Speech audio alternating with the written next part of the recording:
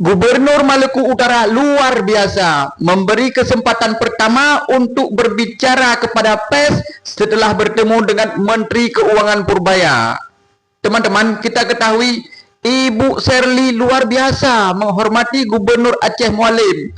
Tapi Bu Sherly ajarkan juga lah kepada Gubernur Aceh bagaimana cara menghemat biaya seperti yang Ibu lakukan di Maluku Utara. Karena walaupun Gubernur kami itu Mualim berani, dia maaf ya agak-agak lelet sikit ya. Jadi ajarkanlah bagaimana cara menghemat daya. Karena kan transfer ke daerah kan dipotong.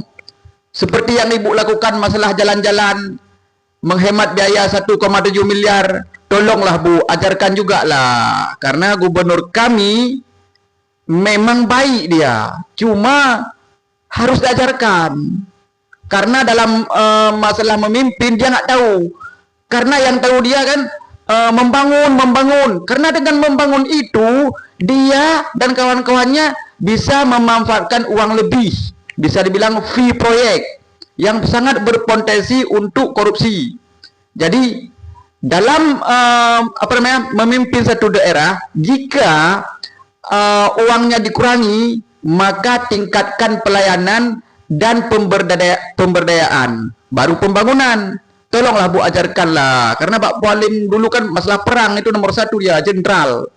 Ya, dia sekelas Pak Prabowo kalau masalah perang.